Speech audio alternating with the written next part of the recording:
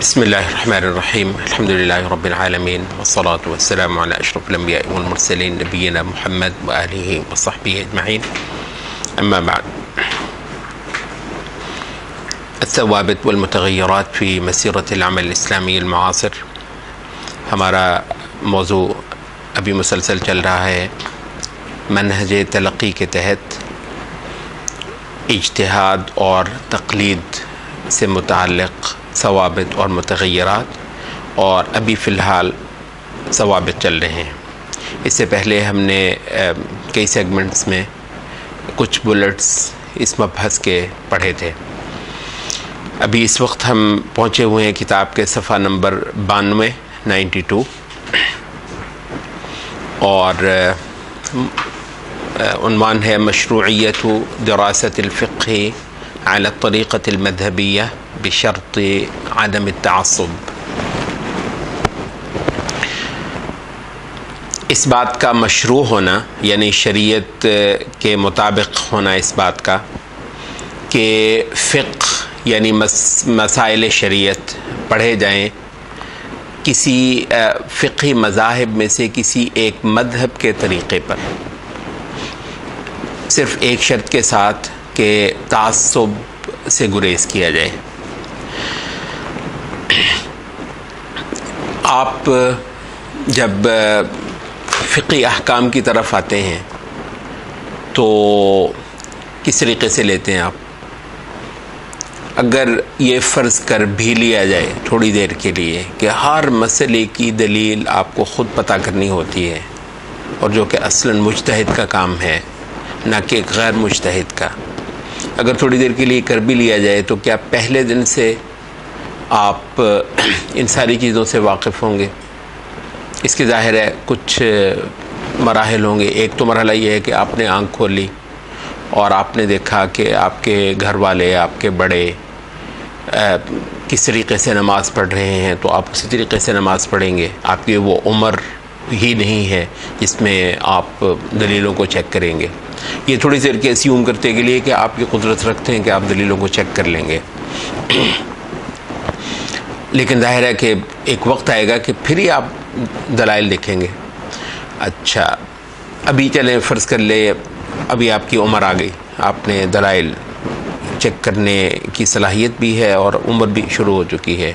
شریعت کے مسائل ہزاروں میں بلکہ لاکھوں میں ہیں، اور اگر تھوڑی دیر کے لیے مان لیں کہ چلیں شریعت کے بہت سارے مسائل ایسے ہو سکتے ہیں جو آپ کے متعلقہ نہ ہوں، آپ کی زندگی سے ریلیونٹ نہ ہوں، تو بھی ہزاروں مسئلے شریعت کے پھر بھی ایسے ہوں گے جن کی آپ کے روزمرہ زندگی سے تعلق ہے۔ تو سب مسائل پر بیک وقت آپ نے تحقیق کر لی ہوگی، ظاہر ہے ایسا ممکن نہیں ہے۔ ایک مسئلے کو آپ دیکھیں گے، اس میں ہو سکتا ہے آپ کو ہفتے، مہینے، برسوں بھی لگ سکتے ہیں۔ تو اس دوران میں آپ کیا کریں گے؟ جو بہت سارے مسئلے جو آپ کی تحقیق سے نہیں گزر سکے ہیں، ان کے بارے میں آپ کیا کریں گے؟ ایک تو یہی طریقہ ہے کہ جی آپ دیکھا دیکھی کر لیں، اور ایک دوسرا یہ ہے کہ سٹینڈرڈز ہوں، شریعت کے مسائل پر عمل کرنے میں کوئی سٹینڈرڈز ہوں۔ اچھا، یہ جو فقہی مذاہب ہیں بیسیکلی کچھ سٹینڈرڈز کا نام ہے۔ ہر مذہب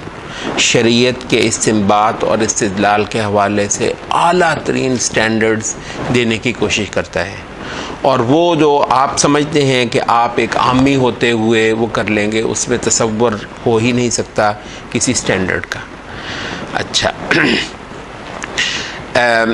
اب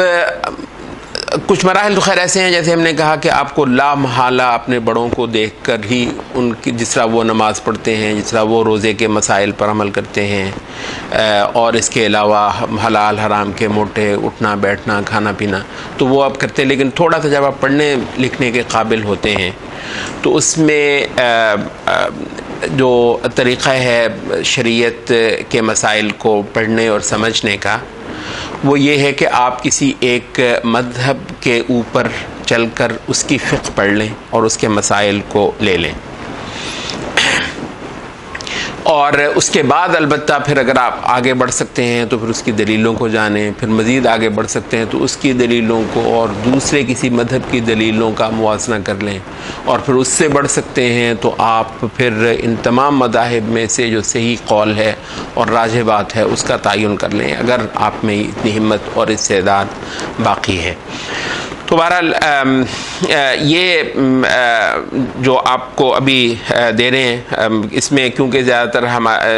جو مسئلہ جو تو ہیں باقاعدہ فقہی مذاہب جیسے احناف ہو گئے، شافعیہ، مالکیہ، حنابلہ، ان کے ہاں تو ظاہر ہے یہ مسئلہ طے شدہ ہے، اور اس مسئلے میں ہمارے وہ حضرات خاص طور پر ہمارے اس بر صغیر میں جو بالعموم فقہی روش کے حوالے سے اہل حدیث ہیں، تو ان کے ہاں کیونکہ یہ چیز کسی حد تک محل نظر اور محل بحث اور محل نزاع بھی آئی رہتی ہے، تو اس کے حوالے سے یہ جو مؤلف ہیں کتاب کے، انہوں نے جو اچھا کام کیا وہ یہ ہے کہ شیخ ناصر الدین البانی کے حوالے سے ایک بات لے کر آئے ہیں، اور وہی جو ہم نے شروع میں کہا تھا کہ ایک تو یہ تو کہ ہر چیز کے اوپر آپ شرعی دلائل کر لیں، وہ تو پھر یہ کہ ایک ایک مسئلے پر، کیونکہ یہ مسئلے بڑے گہرے بھی ہیں، نازک بھی ہیں، پیچیدہ بھی ہیں، تو ان کو پھر سرے لگانے کے لیے تو آپ کو ایک ایک مسئلے پر ہو سکتا ہے ایک پوری کی پوری کتاب یا کم از کم ایک رسالہ دینا پڑے۔ تو ایک دوسرا طریقہ یہ ہوتا ہے کہ آپ کو یہ اندازہ کروا دیا جائے کہ یہ جو بات ہے یہ بہرحال امت کے اہل علم کر رہے ہیں، تو یعنی کوئی ایسی چیز نہیں ہے جو مؤلف کے دماغ کے اندر آئی ہے اور اس نے کہہ دیا ہوا ہے۔ تو اور اس لحاظ سے جو ہوتا ہے نا، ایک چیز کی علمی حیثیت کا اندازہ سننے والے کو، پڑھنے والے کو اچھی طرح ہو جاتا ہے۔ البتہ یہ کہ اس مسئلے میں اس نے کو بہت گہرائی میں جا کر الگ سے بحث کرنی، تحقیق کرنی ہے، تو اس کا دروازہ کھلا ہے۔ تو اس وجہ سے ایک مناسب ترین بات ہے کہ شیخ ناصر الدین البانی کے حوالے سے ہی ہم جو ہے وہ ایک بات پڑھ لیں۔ اچھا، یہ پیج جیسے ہم نے کہا پیج 92، یقول الشیخ البانی فیما، کیونکہ یہ تھوڑا سا کسی حد تک نزاکت سی رکھتا ہے تو کوئی حرج کی بات نہیں ہے کہ اس کو ہم کتاب سے یعنی کتاب کی عربی عبارت پڑھ لیں اس پہ۔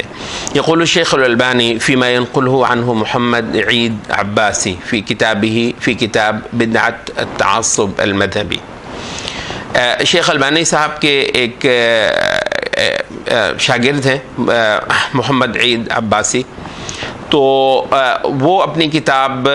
بدعت التعصب المذہبی میں شیخ البانی سے نقل کرتے ہوئے لکھتے ہیں، وَمِنَ الْجَدِيرِ بِالذِّكْرِ أَنَّ هَذَا هُوَ رَأْيُ أُسْتَاذِنَا حَفِظَهُ اللَّهُ نَفْسُهُ۔ جو بات قابل ذکر ہے وہ یہ ہے کہ یہ رائے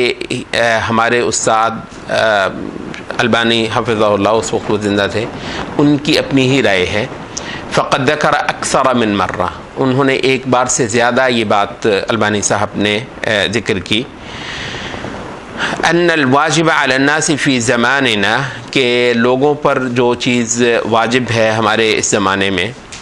ان یبدأوا بتعلم الفقہ علی طریق احد المذاہب الاربعہ، کہ جب وہ شروع کریں فقہی مسائل کو پڑھنا تو مذاہب اربعہ میں سے کسی ایک مذہب کے طریقے پر ان کو پڑھ لیں۔ وَيَدْرُسُ الدِّينَ مِن كُتُبِهَا، اور دین کو ان مذاہب میں سے کسی مذہب کی کتب سے پڑھیں۔ ثم يتدرج في طريق العلم الصحيح، ہاں پھر آگے بڑھتے چلے جائیں علم کے صحیح طریقے میں، صحیح راستے میں، بأن يختاروا كتابا من كتب مذهبهم، کہ ان کی مذہب کی کتابوں میں سے کسی ایک کتاب کو، کسی ایک ٹیکسٹ کو اختیار کر لیں، کہ کتاب المجموع للنووی عند الشافعیہ، جیسے شافعیہ کے ہاں امام نووی کی المجموع ہے، وہ کتاب فتح القدیر لابن الحمام عند الحنفیہ، حنفیہ میں فتح القدیر ہے مثلا، وغیرہ من الکتب التي تبین الادلہ، یا اس کے علاوہ کوئی کتابیں جو دلیلیں بھی واضح کرتی ہیں، یعنی یہ اگلا مرحلہ ہے جس میں وہ کتابیں دلیلیں بھی بیان کر دیتی ہیں، جہاں سے ہمارے ائمہ نے لیا ہے وہ یہ بتا دیتی ہیں۔ وتشرح طریق الاستنباط، اور یہ بھی واضح کر دیتے ہیں کہ استنباط کیسے کیا گیا تھا ان مسائل کا۔ ثم يترك كل قول ظهر لهم ضعف دلیلہ وخطأ استنباطه۔ اچھا، پھر یہاں ہر اس قول کو چھوڑتے جائیں جس کے دلیل کا ذوف ان پر ظاہر ہوتا چلا جائے اور اس کے استنباط کا غلط ہونا ان پر کھلتا چلا جائے. ثم يتدرجوا خطة ثالثة، پھر ایک تیسرے مرحلے پر جائیں، بأن ينظروا في كتب المذاهب الأخرى، کہ دوسرے مذاہب کی کتابیں بھی دیکھنے لگے، التي تناقش الأدلة أيضا، اور وہ بھی اس مذہب کی اس درجے کی کتابیں ہوں جو صرف مسائل بیان نہیں کرتے بلکہ ان کی دلیلیں بھی دیتی ہیں. وتبين طریق الاحتجاج بها، اور اس میں جو حجت پکڑی گئی تھی، احتجاج کیا گیا تھا، اس کا جو طریقہ ہے وہ بھی بیان کرتی ہیں اپنے مذہب کا. ويأخذ من هذه الكتب ما ظهر لهم صحته وصوابه، تو پھر ان کتابوں سے ان چیزوں کو لیتے چلے جائیں جن کا صحیح ہونا اور درست ہونا ان پر واضح ہوتا چلا جائے. وہاں کہتا اور اس طریقے سے فیرا شیخنا، عباسی صاحب کہتے ہیں ہمارے شیخ کی رائے ہے، ان هذا هو السبيل الصحيح الممكن سلوكه في هذا الزمان، کہ یہی وہ درست راستہ ہے جس پر چلا جا سکتا ہے ہمارے اس زمانے میں. لأن سلوك السبيل الواجبة التي كان عليها السلف الصالح طفرة غير ممكن اليوم، کیونکہ وہ راستہ چلنا جو آپ سلف صالح کے حوالے سے بیان کیا جاتا ہے، اس پر جا پہنچنا یک لخت یہ تو ممکن نہیں ہے. لأنه لا يوجد في الناس إلا أحد السبيلين، کیونکہ لوگوں کے ہاں دو میں سے ایک ہی طریقہ ممکن پایا جاتا ہے. فإما أن يتركوا دون تعلیم ولا تفقیہ، یا تو ان کو چھوڑ دیا جائے، تعلیم دی ہی نہ جائے فقہی مسائل کی. وَيَخْبَطُوا فِي دِينِهِمْ خَبْطَ عَشْوَا، اور ٹامک ٹوئیاں اور ادھر ادھر کی ٹکرے مارتے رہیں، خود بخود دیکھتے رہیں جی وہ جس طرح ہمارے ہاں ہوتا ہے جی خود ہی اس نے بخاری کھول لی اور اس سے ماشاءاللہ مسائل لے رہا ہے، اور مسلم کھول لی اور کتب ستہ اور دوسری لے کر جو ہے وہ مسئلے نکال رہا ہے. تو یا تو وہ اس طریقے سے ٹامک ٹوئیاں مارنے کے لیے ان کو چھوڑ دیا جائے. وَإِمَّا أَن يَتَعَلَّمُوا دِينَهُمْ وَيَتَفَقَّهُوا فِي أَحْكَامِهِ عَنْ طَرِيقِ أَحَدِ الْمَذَاهِبِ الْأَرْبَعَةِ، یا پھر اپنے دین کا وہ تعلم اور تفقہ لیں اس کے احکام کے سلسلے میں مذاہب اربعہ میں سے کسی ایک مذہب کے راستے سے. ولا شک ان هذا الطريق هو اخف ضررا واقل شرا من الطريق الاول، کوئی شک نہیں ہے کہ یہ طریقہ پہلے کی نسبت کم ضرر اور کم خرابی والا ہے. ولذلك ننصح به ونؤيده، اس وجہ سے ہم اس کی نصیحت بھی کرتے ہیں اور اس کی تائید بھی کرتے ہیں. ويقول الشیخ العباسی فی موضع آخر، ایک اور جگہ پر یہی مؤلف کہتے ہیں البانی صاحب کے شاگرد، والخلاصۃ اننا لا نمانع فی الوقت الحاضر، خلاصہ یہ ہے کہ ہم اس میں ممانعت نہیں کرتے دور حاضر میں من دراست الفقہ علی الطریقۃ المذہبیہ، کسی مذہب کے طریقے پر فقہ پڑھنے سے، ولیکن بشرط واحد وہما عدم التعصب، ایک شرط کے ساتھ، اور یہ کہ تعصب نہ برتا جائے. فالتعصب المذہبی هو الذی نحاربہ ونکرہہ، کیونکہ تعصب مذہبی وہ چیز ہے جس کے ساتھ ہم برسر جنگ بھی ہیں اور جس کو ہم ناپسند بھی کرتے ہیں. اگلا پیرا 94، ويقول الشیخ دہلوی، شاہ ولی اللہ دہلوی فرماتے ہیں، ان هذه المذاهب الاربعة المحررة قد اجتمعت الامة او من يحتد به منها على جواز تقلیدها الى یومنا هذا. یہ جو چار مذاہب ہیں جن کی خوب وہ جو ہے معاملہ کھل کر سامنے آیا، خوب جن کا بیان اور چھان پھٹک اور تنقیحات خوب ہوئی ہیں، امت کا اس پر اجماع ہے، یا تو امت کا یا پھر من یعتد به منها، امت کے معتد به حصے کا. یہ جو لفظ معتد به اردو میں بھی ہم بولتے ہیں، یہاں کتاب میں بھی آپ دیکھ رہے ہوں گے جگہ جگہ. اعتدا، یہ اعتداد سے ہے ٹو ریکن سم ون، یہ نا کسی کو کسی شمار میں جاننا، کسی شمار قطار میں جاننا، کسی کھاتے میں جاننا، تو یہ ہوتا ہے اعتداد. تو ہوا لا یعتد به، بھائی وہ کسی کھاتے میں آتا ہے، وہ تو کسی شمار میں نہیں آتا ہے. یہ مطلب یہ ہے کہ وہ کوئی عالم وغیرہ نہیں ہے. تو یعنی کسی پروفیشن کے حوالے سے معتد بھی اور غیر معتد بھی کی آپ تقسیم کرتے ہیں کہ بھئی وہ اس پروفیشن میں مطلب کسی شمار قطار میں ہے یا نہیں ہے. تو یہاں سے جو لفظ ہے ہمارے اردو میں بول گئے معتد بھی، وہ شخص جس کو گنا جائے گا، جو کسی شمار میں آئے گا۔ اچھا، امت کا اجماع ہے یا پھر امت کے معتد بھی طبقے کا، امت میں سے وہ لوگ جو کسی شمار قطار میں آتے ہیں، ٹھیک ہے، ان کا اس بات پر اتفاق ہے علی جواز تقلیدنا الی یومنا ھذا، ہمارے آج کے اس دن تک جو ہے وہ تقلید کے جواز پر اجماع ہے۔ وفی ذلک من المصالح ما لا یخفی، اور اس کے اندر اتنے مصالح ہیں جو مخفی نہیں ہیں۔ لا سیما فی هذه الايام، خاص طور پر ان دنوں میں، التي قصرت فيها الهمم جدا، جن میں ہمتیں شدید حد تک جواب دے گئی ہیں۔ ہمتیں وہ جو ہوتی ہیں نا کہ علم میں اتنا جانا کہ خود ماشاء اللہ تبحر انہوں نے پا لیا ہے اور خوب گہرائی حاصل کر لی ہوئی ہے۔ اکثر و بیشتر لوگ آج کے دور میں مثلا شریعت کے اندر ایسا زبردست جو ہے وہ گہرائی رکھنے والے کہاں ہیں بھائی؟ ایسے لوگ تو ہمتیں شاہ ولی اللہ اپنے زمانے میں کہہ رہے ہیں، تو ابھی یہ انٹرنیٹ کا زمانہ نہیں آیا تھا جہاں فیس بک ہی نہیں چھوٹتا لوگوں سے، تو کہہ رہے ہیں کہ خاص طور پر ان دنوں میں جب ہمتیں شدید حد تک جواب دی گئی ہیں، وہ اشربت النفوس الہوا، اور نفوس جو ہیں وہ ہوائے نفس بھی پلا دی گئی ہیں، پیے بیٹھے ہیں۔ وَأُعْجِبَ كُلُّ ذِي رَأْيٍ بِرَأْيِهِ، اور ہر صاحب رائے جو ہے اپنی رائے پر پھولا نہیں سماتا۔ تو جب یہ زمانہ آ گیا ہے تو اس وجہ سے بہتر ہے کچھ سٹینڈرڈز دے دیے جائیں اور ان سٹینڈرڈز ہی کا لوگوں کو پابند رکھا جائے۔ ويقول الشيخ حسن البنا رحمه الله: ولكل مسلم لم يبلغ درجة النظر في أدلة الأحكام الفروعية، ہر مسلمان کے لیے جو درجہ نظر پر نہیں، آپ کو پتا ہے نظر ہونا یعنی دراصل اجتہاد کا ملکہ رکھنا ایک ہی بات ہے، جو نظر کے درجے کو نہیں پہنچتا احکام فروع کے دلائل کے معاملے میں، ان یتبع اماما من ائمۃ الہدی، اس کے لیے جائز ہے کہ وہ ائمہ دین میں سے کسی امام کی پیروی کر لے، وَيَحْسُنُ بِهِ مَعَ هَذَا الاتباع، اور اس اتباع کے ساتھ ساتھ اس کے حق میں مستحسن ہے ان يجتهد ما استطاع في تعرف ادلته، کہ جس قدر ہو سکتا ہے البتہ وہ اس امام یا عالم کی جو اقوال ہیں، ان کی جو دلیل ہیں، ان کا بھی معرفت حاصل کر لے۔ مطلب یہ ایک اچھا ہے کہ آپ کو جتنا زیادہ زیادہ معلوم ہو کہ یہ بات قرآن نے یا اللہ تعالیٰ کے بھیجے ہوئے رسول نے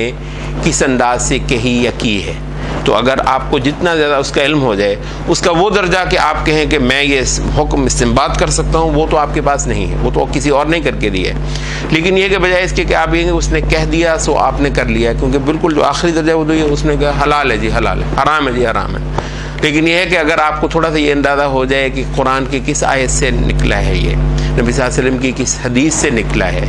تو اس سے آپ کو جو ایک وثوق ہوتا ہے اور صاحب شریعت سے جو قربت ہوتی ہے شریعت کے معاملے میں، اور اس کی ہدایت پر چلنے کا جو ایک شعور آپ کے اندر پرورش پاتا ہے، اور عبادت کی اعلیٰ اسپرٹ ہے یہ اصل میں، عبادت کی اور اتباع کی اور آسمان سے آئی ہوئی ہدایت کو اختیار کرنے کی، کیونکہ اس شخص کا تو کام بیچارے کا صرف یہ تھا نا کہ اس کی بات آپ کو سمجھا دے، اصل تو یہ ہے کہ آپ اس کے پیچھے چلیں۔ تو اس وجہ سے یہ بہت اہم ہے، اس میں شاہ ولی اللہ نے بھی بہت زور دیا ہے، وہ جو ہے نا انہوں نے اصل میں علوم کا احیاء بھی اسی والے سے زیادہ کیا تھا کہ لوگ زیادہ سے زیادہ صاحب وحی کے قریب ہو جائیں، یعنی فقہا کو انہوں نے ڈسکارڈ نہیں کیا، بیچ میں سے گرا نہیں دیا ہے۔ البتہ یہ ہے کہ وہ جو صاحب نبوت تقریباً روپوش ہو گیا تھا، ٹھیک ہے، صاحب نبوت کو بھی آپ لے آئے ہیں، تو یہ کھڑا ہے یہ صاحب نبوت کی بات کو اس کے جو فقہی پروسیس سے کرتے ہوئے مجھے دیتا ہے، اور میرا تعلق صاحب نبوت سے بھی مسلسل جوڑا رہتا ہے۔ یہ عبادت میں اتباع میں یہ بات بہت اہم ہے، اور یہ ہے اس چیز کو ہم سلفیت بھی، مطلب جو صحیح معنی میں جس چیز کو ہم سلفیت کہتے ہیں وہ دراصل یہ ہے کہ یہ جو فقہ کی جو لگی بندی عبارتیں ہیں ان تک نہ رہنا، بلکہ انہی چیزوں کو زیادہ سے زیادہ قرآن اور حدیث کے اندر بھی ڈھونڈنا، اور اس میں بھی ایک وثوق پانا، اور اس میں بھی جو ہے وہ ایک تسکین پانا صاحب شریعت کی قربت کی۔ تو حسن بنا کے حوالے سے یہ بات کریں کہ ہاں بہت اچھا ہے کہ اس کے ساتھ ساتھ وہ ان ادلہ کی معرفت بھی جس قدر لے سکتا ہو لے لے. وَأَنْ يَتَقَبَّلَ كُلَّ إِرْشَادٍ مَصْحُوبٍ بِالدَّلِيلِ، اور یہ کہ ہر جو اس کو توجہ دلائی جائے. ارشاد کا مطلب ہوتا ہے کسی کو ایک چیز کی طرف توجہ دلانا، ایک چیز کی راہ دکھانا، یعنی اس عمل میں جو بھی اس کو کوئی توجہ دلائے ساتھ میں اس کے دلیل ہو اس کو قبول کر لے. متى صح عنده صلاح من ارشده وکفایته، جب بھی اس کی نظر میں یہ بات پایا ثبوت کو پہنچتی ہو کہ وہ جس نے اس کو توجہ دلائی ہے وہ ایک بھلائی والا اور سمجھ والا فہم والا انسان ہے، اور وہ اس کی کفایت بھی ہے، یعنی علم میں کچا نہیں ہے، اس کی پختگی کے بارے میں بھی اس کو ایک وثوق ہو، تو اگر وہ درمیان میں کسی جگہ پر اس کو کوئی چیز سمجھائے تو اس سے لے لے. وَأَنْ يَسْتَكْمِلَ نَقْصَهُ الْعِلْمِ، اور اپنے علمی نقص کو مکمل کرتا چلا جائے. ان کان من اہل العلم، اگر وہ اہل علم میں سے ہے. حتی یبلغ درجۃ النظر، یہاں تک کہ وہ خود بھی کسی دن نظر کے درجے پر پہنچ جائے. ٹھیک ہے جی. تو یہ مبحث جو ہے پورا ہوا. تو یعنی مناسب ترین طریقہ یہ ہے کہ احکام شریعت کو فقہ کے کسی بالکل ابتدائی اس سے پڑھا جائے. یہ اور بہت سارے مطلب انہوں نے بھی کہا ہے، کہتے ہیں کہ فقہ کی کتابوں کو، کسی بھی مذہب کی فقہ کی کتابیں عموماً 3 قسم کی ہوتی ہیں، اور جتنی آپ میں ہمت ہے اتنی ہمت کے ساتھ آپ مطلب کر لیں. اگر یعنی پہلے مرحلے سے ہی گزرنے کی آپ کو ہمت نہیں ہے تو دوسرے مرحلے کا نہ کریں، لیکن یہ کہ ترتیب نہیں توڑیں. پہلا مرحلہ یہ ہے کہ کسی بھی مذہب کی فقہ کی وہ کتابیں ہوتی ہیں جس میں انہوں نے صرف